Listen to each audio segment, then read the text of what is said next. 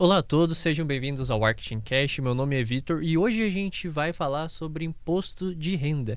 E eu trouxe aqui conosco especialistas da Master Contábil. Hoje eu tenho aqui a Natália e o Márcio, eles que são donos desse escritório aqui de contabilidade de Cascavel, para a gente poder falar um pouquinho sobre esse assunto, que é o momento agora que a gente está do imposto de renda, um assunto que está tendo muitas mudanças agora em 2026. Eu tenho certeza que tem bastante coisa que a gente pode falar para sanar essas dúvidas do pessoal.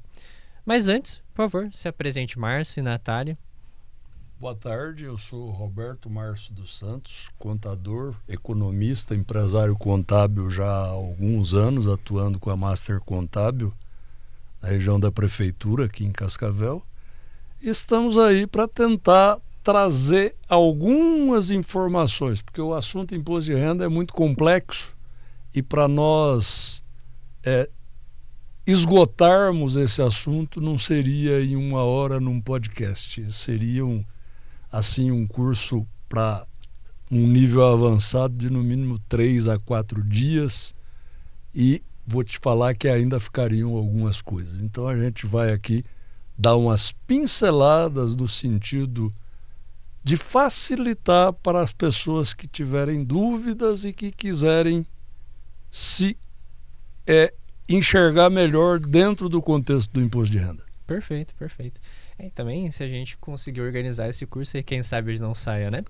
E você hoje é dono, né, da Master Contábil? Eu sou proprietário juntamente com a minha filha Natália e a gente atende também o imposto de renda, mas aí departamento pessoal, contabilidade, empresas de A a Z, né, como a gente costuma dizer. Maravilha. E Natália, se apresente para o pessoal. Boa tarde, me chamo Natália, sou formada em Direito, especialista na área tributária e trabalhista, tenho 2 pós-graduações nessa área. Estou cursando atualmente Ciências Contábeis, sócia aí juntamente com meu pai na Master Contábil. Estamos aí no mercado há alguns bons anos, né, pai? Alguns aninhos. E o nosso intuito é justamente esse, é trazer clareza, trazer informação, trazer orientação sobre esse assunto que é bastante complexo, mas a gente vai tentar de uma forma bem simples trazer pontos principais. Perfeito. E hoje o nosso assunto é imposto de renda. Mas para a gente começar a explicar como fazer as mudanças, vamos pelo começo. O que é o imposto de renda, para que ele serve e de onde vem a obrigatoriedade dele? Vamos lá. Eu tenho um conceito próprio que eu gosto de passar, os meus clientes já conhecem. A maioria das pessoas conhece como imposto de renda tão somente. Eu costumo dizer que a declaração de imposto de renda ela é um ajuste anual de imposto, patrimônio e renda. Certo. Um ajuste, note bem. Por que ajuste? Porque ao longo do ano existem situações que há retenções de impostos, há troca de bens. Em suma, tudo isso você vai prestar contas para o governo por força de lei, de uma obrigação acessória de toda pessoa física, que logo adiante eu estarei citando quais são as obrigatoriedades, estão obrigadas a entregar dentro do prazo legal, que anteriormente era de 1º de março a 30 de abril, pegando-se o primeiro útil e o último útil entre essas datas, mas que, em função da pandemia, postergou-se para de março a maio, geralmente 15 de março ou primeiro dia útil posterior, até o último dia útil de maio, que nesse ano é dia 29, que é o prazo final para a entrega da declaração de imposto de renda do ano passado. Para que serve? Exatamente para prestar essas contas com o leão. Já vou antecipar um pouquinho da minha pauta, porque agora, no dia 31 de março, o nosso ministro da Fazenda, ele citou a seguinte situação, que a intenção do governo é que futuramente você tão somente homologue as informações, que elas venham todas prontas através das automações hoje existentes. De forma automática, as redes sociais. Cruzamentos, perfeitamente. Por quê? Porque as fontes pagadoras, ou mesmo para quem você paga como um plano de saúde, uma aquisição de um bem. Para lá, vamos citar um exemplo para elucidar essa questão. Você comprou um terreno, nesse terreno saiu a escritura. A escritura, ela é transmitida pelo cartório para a Receita Federal. Na base de dados da Receita Federal já está lá. Nome do vendedor, do comprador. Para IA cruzar isso é muito fácil. Ou seja, mesmo no papel, para algumas pessoas que buscavam o uso do papel e não ser associado, né, na malha, você hoje consegue já ter esse rastreamento mesmo que ele faça uma transação no papel. Hoje já existe alguns rastreamentos que a Receita Federal está fazendo. E pelo que eu entendi pela fala do ministro, que a intenção é que isso chegue pronto e você só confirma se tá após certo. concordar, né, a sua concordância ou anuência. Aqui eu vou fazer até uma espécie de uma brincadeira, porque um cliente meu falou, vai perder essa boquinha, né? Não vai mais ter imposto de renda para fazer, vai perder essa renda, né? Eu falei, cara pálida, e quem é que vai analisar para você se está certo ou errado? Você vai precisar de um contador, de um tributarista, de um advogado, enfim, de uma pessoa que entenda os procedimentos para que te reduza aquele imposto ou que te dê a segurança de que essas informações estão conforme elas devem ser. Na contramão disso, hoje nós fazemos todo esse operacional e também essa análise final. E às vezes a nossa precificação é julgada por preço alto. E a gente faz todo esse processo. Exato. E hoje uma das principais dúvidas que a gente tem assim que você falou, né, trazer o leão, a gente precisa fazer tudo certinho, porque, como diz o ditado, faça tudo, mas não deva para o leão. Uma das dúvidas que a gente tem justamente na hora do preenchimento, como fazer e como eu enquadro essas rendas e gastos que eu tive para pagar o mínimo possível, né? E fazer o melhor aproveitamento do meu dinheiro dentro do imposto de renda. E daí que entra a expertise justamente do contador. Explica um pouquinho para nós quais são os meios que nós temos para estar fazendo o imposto de renda, como que eu, enquanto pessoa, posso realizar meu imposto? Perfeito. A sua pergunta ela é bem complexa, ela abrange bastante coisa, mas vamos tentar dissecar aí. Vamos começar pelos métodos de você confeccionar seu imposto de renda. No próprio aplicativo que a Receita disponibiliza lá nas páginas da Receita, você consegue fazer, mas com informações mais sucintas e tem determinadas declarações que eles não aceitam a transmissão por lá. Aquelas mais complexas, aquelas que exigem um grau de informações um pouco maior. O que é comum hoje? Fazer nesse método as mais simples, porém existe o programa gerador da Receita Federal que você pode baixar no site, fazer o download, baixar em tablet, em notebook, em PC, enfim, em alguma ferramenta para você poder fazer o processamento dessas informações.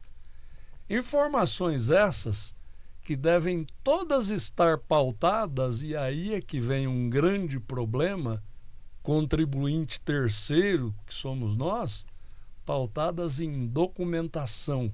E nem sempre o cliente tem a documentação necessária para que se faça as declarações de uma maneira correta. Existem casos específicos, vou citar um que é até um pouco traumático. É quando tem uma demanda trabalhista. Para conseguir as informações é complicado. Nem sempre a informação chega no formato que é necessário para você fazer ali uma dissecação do que é o rendimento tributado, isento, exclusivo na fonte, para que fique o imposto final de uma forma justa. Aí você questionou, ao que eu me lembre, o que eu devo oferecer para tributação, quais as rendas declarar. Pois muito bem, existem 3 tipos de rendimento, basicamente. O tributado, que é a parte que interessa para o governo federal, onde você vai sofrer os descontos de uma tabela progressiva mensalmente. E lá na declaração é que se faz o ajuste. Você se lembra que eu falei ajuste há pouco? Sim, sim. Porque vou te dar um exemplo. Você tem 3 fontes de renda. No mês, uma fonte de renda você pode ser isento. na outra ter 15% de desconto e numa terceira 27,5%. Acontece que somadas todas essas rendas, você pode cair na faixa dos 27,5%. E aí é preciso fazer o ajuste. É muito comum as pessoas não entenderem, mas meu imposto já foi descontado lá no mês.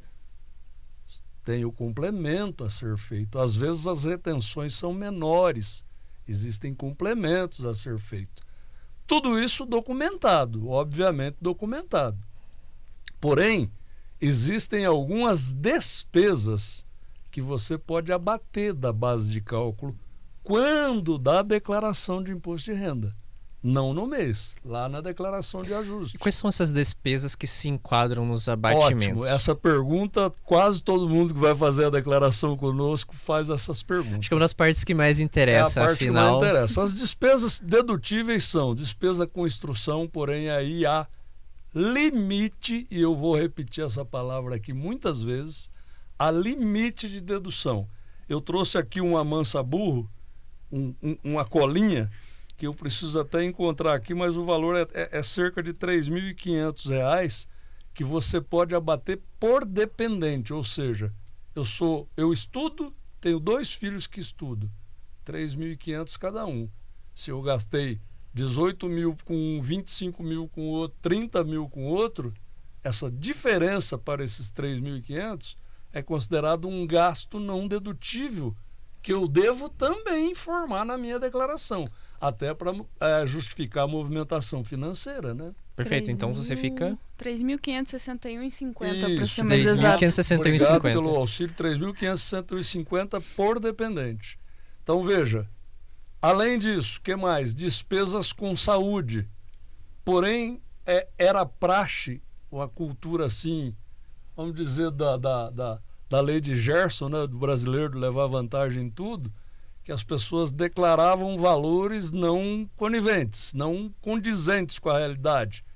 A Receita criou mecanismos onde ela obrigou as empresas ou os profissionais autônomos a entregar declarações durante o ano e já faz o cruzamento e já joga isso através da declaração pré-preenchida, já trazendo gastos com Unimed, por exemplo, com qualquer outro plano de saúde, gastos em clínicas, fisioterapia, dentista, psicólogo, uma gama de...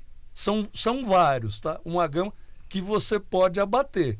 E todo e qualquer gasto médico entra? É assim, ó. Tem pessoas que confundem. Por que não entra o gasto de farmácia?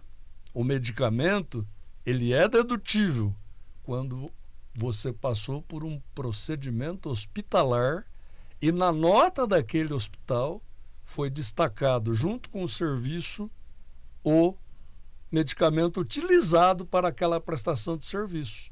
Só nessa condição, o Do adquirido uso dentro do hospital. dentro do hospital. A nota de clínica de hospital, é claro, tem a questão aí de estética. A estética, o fisco costuma glosar essas despesas. O que é glosar? Ele exclui da base e você, obviamente, aumenta o imposto.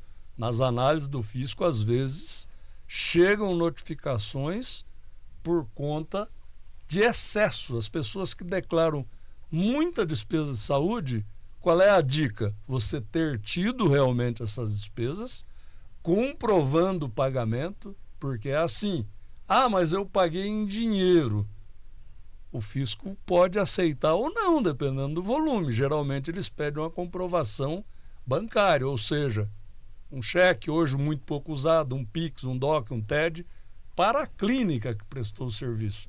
Eu já tive casos, inclusive, de solicitação de parte de auditor fiscal do prontuário médico para comprovação de que o serviço realmente foi executado. Que interessante. Então, o auditor solicitou prontuário. Ele solicitou porque os valores eram um pouco exacerbados e o contribuinte afirmava que tinha feito, e aí como entrou assim em âmbito de defesa fiscal já, em esfera administrativa, não judicial, a autoridade fiscal optou por requerer. anexamos ao processo administrativo e aí acabou dando ganho. Certo. E considerando não só das despesas médicas, mas a gente ainda vai voltar a falar delas, as pessoas que utilizam pagamentos de dinheiro e precisam comprovar alguma coisa com algum recibo do local com que elas gastaram já serve de comprovação? Note, o dinheiro hoje, ele não é muito comum, você concorda comigo? Concordo. Nós hoje estamos na era do Pix, né? Daqui a pouco é para entrar o DryX, é tudo termos ingleses hoje, né? Dinheiro digital que a gente fala. Então, assim, a Receita tem uma tolerância com valores, mas vamos pensar o seguinte, comprei essa caminhoneta aqui, R$180 mil, paguei em dinheiro. É comum isso? Não é comum. Não é comum? Então, pera lá, se não é comum para nós, quem prestou um concurso para prestar serviço para uma entidade, para o governo, que tem que cumprir regras de portarias e legislação interna, se não é comum aos nossos olhos, obviamente que ele, enquanto fiscalizador, ele vai ser muito mais criterioso, muito mais crítico e vai deixar para questionamento e comprovação futura. Agora eu te pergunto, um simples recibo eu posso fabricar com data retroativa. Pode existir aí a figura da má-fé que entra na área da minha filha, que é mais jurídico, mas a pessoa pode estar cometendo aí um dolo, né? Ela está manipulando informação. Então, por isso a Receita Federal, às vezes, ela não vê com muito bons olhos a figura do recebi em dinheiro, paguei em dinheiro, sabe? Uhum. Pode ser mais difícil de se comprovar a intenção. Até porque, vamos analisar, a Receita Federal, o governo, é uma empresa. Concorda comigo? Concordo. Ela é uma empresa. Ela com precisa, CNPJ. Ela precisa arrecadar e ver de onde está vindo a renda dela. Então, ela precisa saber se não está havendo alguns desvios. E aí, pela rede bancária, como o banco tem obrigatoriedade de informações para com a Receita Federal, também por obrigação acessória, escute-se aí, e financeira, então o banco tem que informar todas as transações do seu CPF, do meu, do dela, em suma, de todos os tupiniquins, né? Perfeito. E aí os cruzamentos acontecem. Por onde? São inúmeros cruzamentos que a Receita já tem hoje e a proposta é de que tenham muito mais, tanto que o ministro falou, inclusive, de colocar, de ser uma declaração que já chega para você, com a concordância ou não. Obviamente que terão prazo para isso e obviamente que você vai receber em algum formato esses valores para você dar uma confirmação, sabe-se lá, através do aplicativo do Gov, por exemplo. Site, alguma coisa você vai ter que chegar lá e dar a sua anuência, concordar.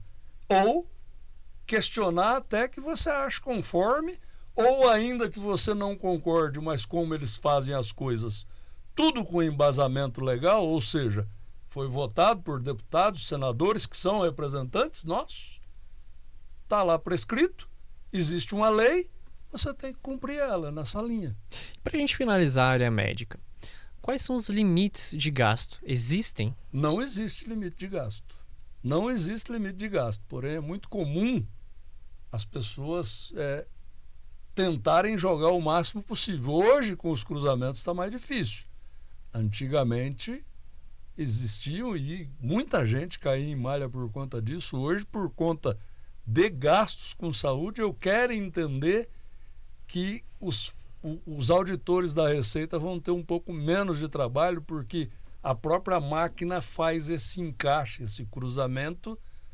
Eu vou citar um exemplo. Você, Vitor, foi na policlínica, fez um gasto lá, mas você não tem convênio médico. Gastou lá R$ 1.500. A policlínica vai informar, através da nota fiscal que ela emitiu para você, numa declaração chamada DEMET, ela vai informar para a Receita Federal. Isso já vai vir na sua declaração pré-preenchida. Isso te isenta de apresentar a documentação? Não. Você tem que ter a nota fiscal, porque se a Receita for te fiscalizar, ela vai querer, inclusive, essa nota que a própria policlínica já declarou. Contudo, a documentação comprobatória para a redução de gastos médicos, ela precisa existir, precisa ser palpável, porque o fisco pode te exigir dentro do prazo prescricional de 5 anos. Você trouxe um ponto bem interessante, que é: tenha a nota fiscal em mãos.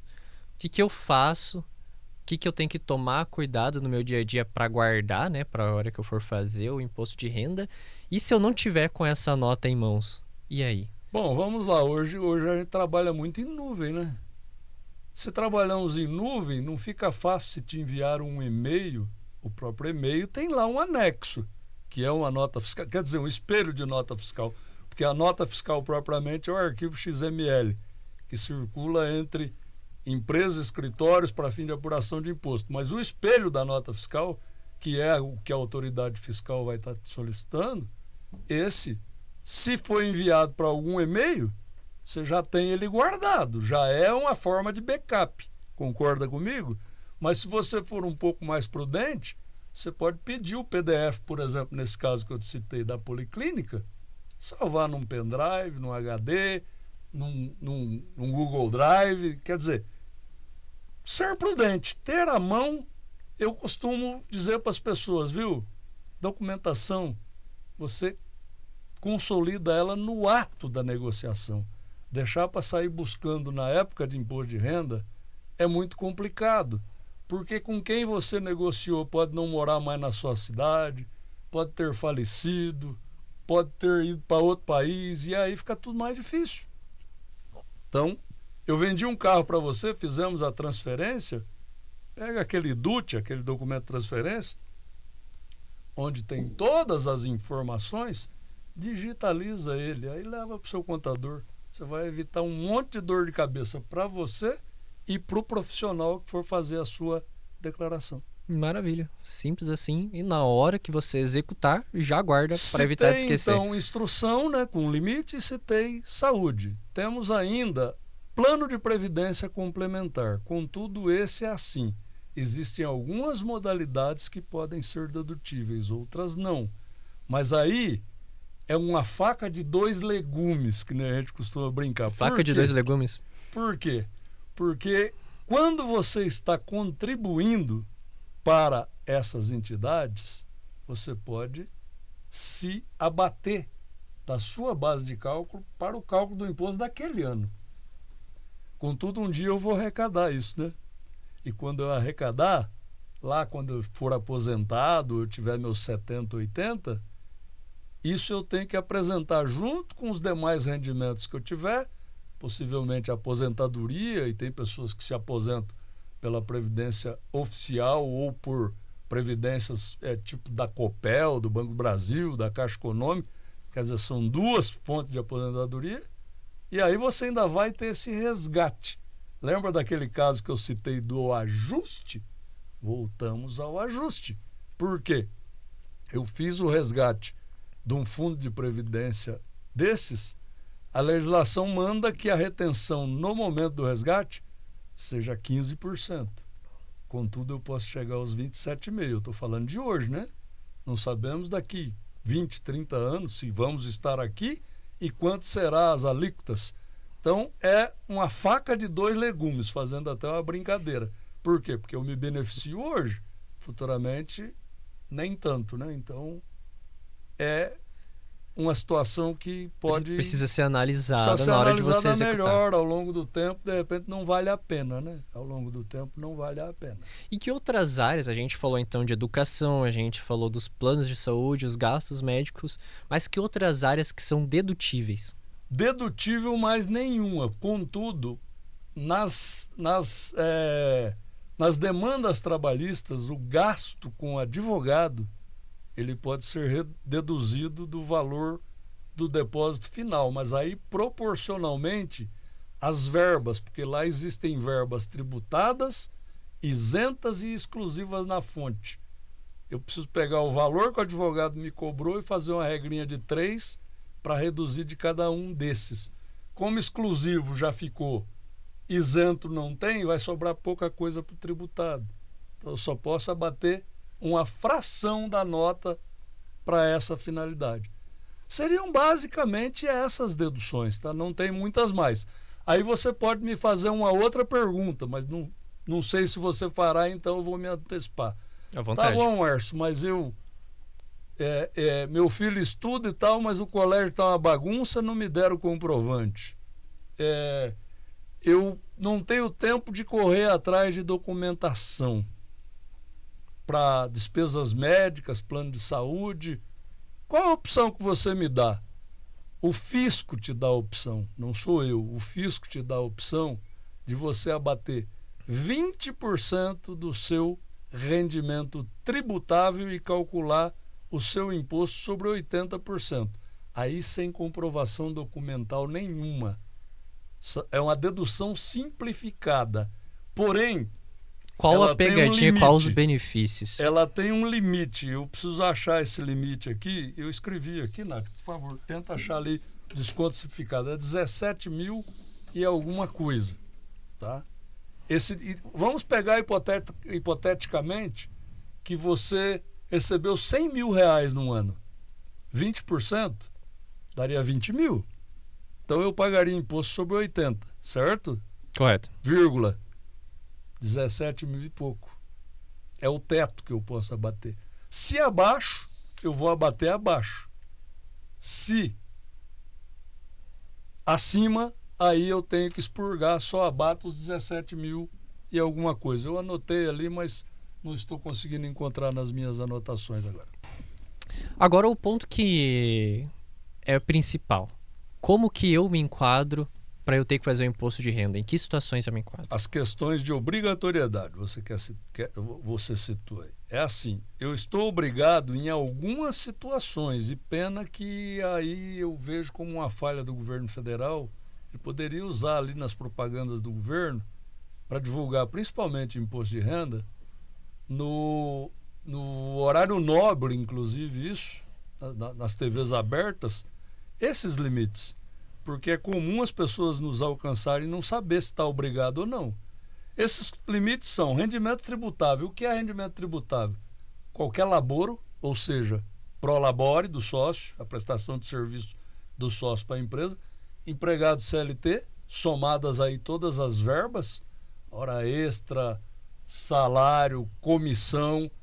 13º entra? Não, 13º é tributado exclusivamente na fonte.